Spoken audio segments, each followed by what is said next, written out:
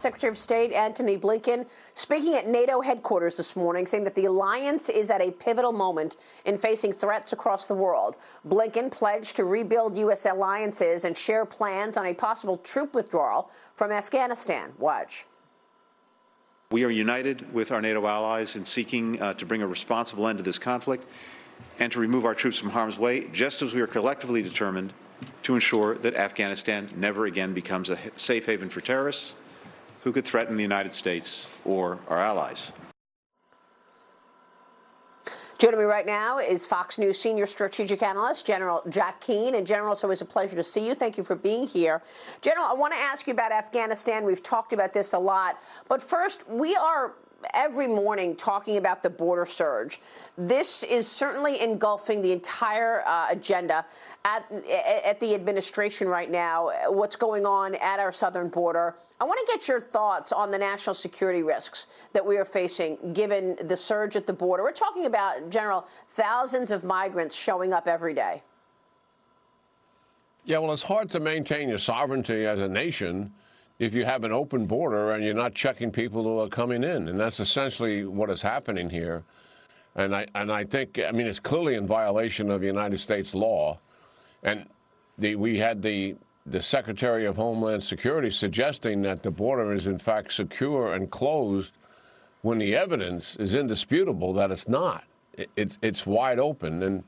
And we know for a fact that in addition to migrants coming across, there's also serious drug traffickers, and there's also people who are on our watch list. I mean, there's been 3 people arrested in the last 60 days who are from other countries, not Latin American countries, but countries that have historically hold the radical Islamic views, at least inside some of their population, and they see that the border's open. So, yeah, it's a national security issue in addition to a humanitarian crisis. While we've got China as a huge elephant in the room, and now Afghanistan as well. Real quick on Afghanistan, what did you hear from Blinken at the NATO headquarters today before I get on to China?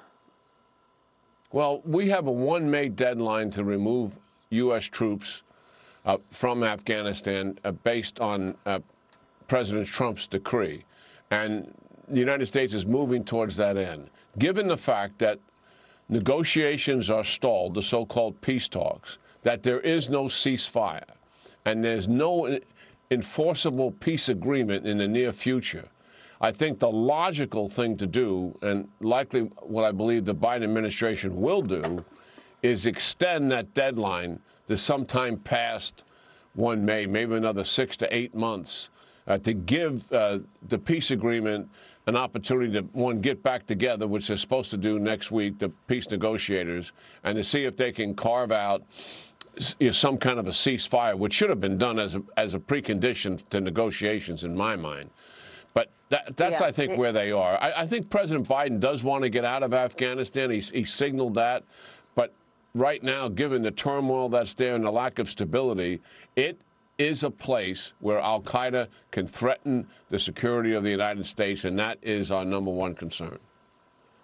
All of this as the bigger issue around China continues to reverberate. We had that meeting last week where the CCP tried to school the State Department, the U.S. and its allies in Canada, Great Britain, even the European Union, announcing sanctions yesterday and a number of Chinese officials with ties to human rights abuses against the Uyghurs. Blinken and foreign ministers from the allied countries released a statement that reads this, in part, "We are united in calling for China to end its repressive practices against Uyghur Muslims and members of other ethnic and religious minority groups in Xinjiang, and to release those arbitrarily detained."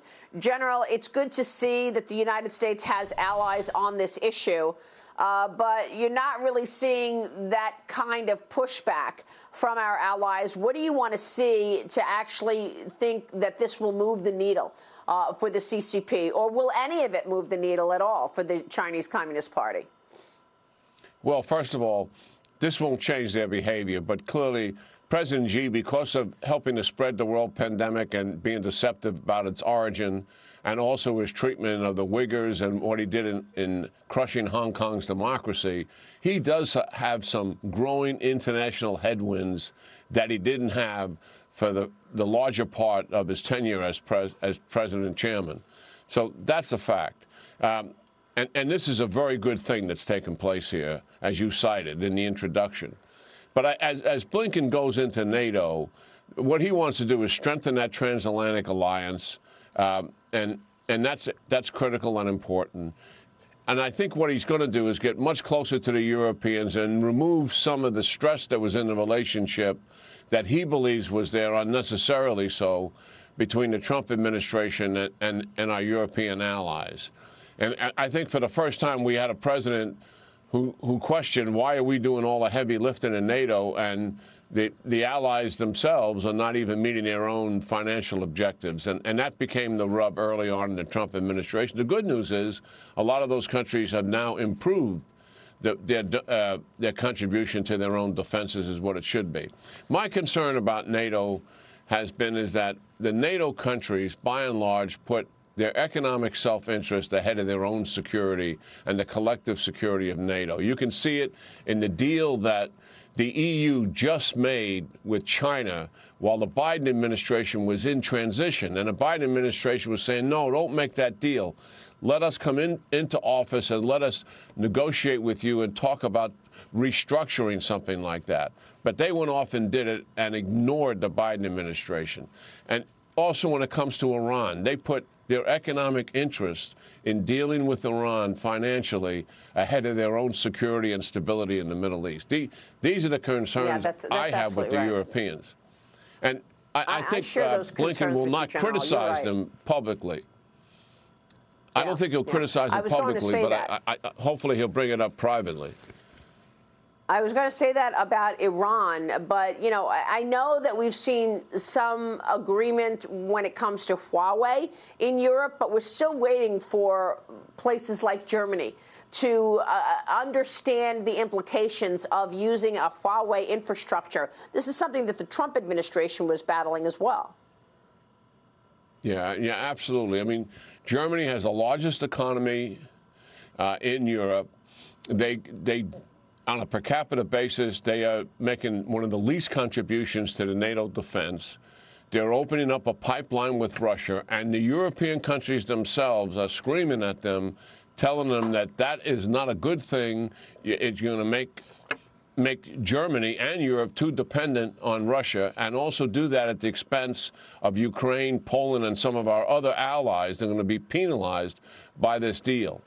It's a clear example of economic self-interest coming first. We've had a difficult problem with Angela Merkel for a number of years now in no self-economic interest, and her social issues inside the country dominating the politics of Germany. A change of administration coming in September.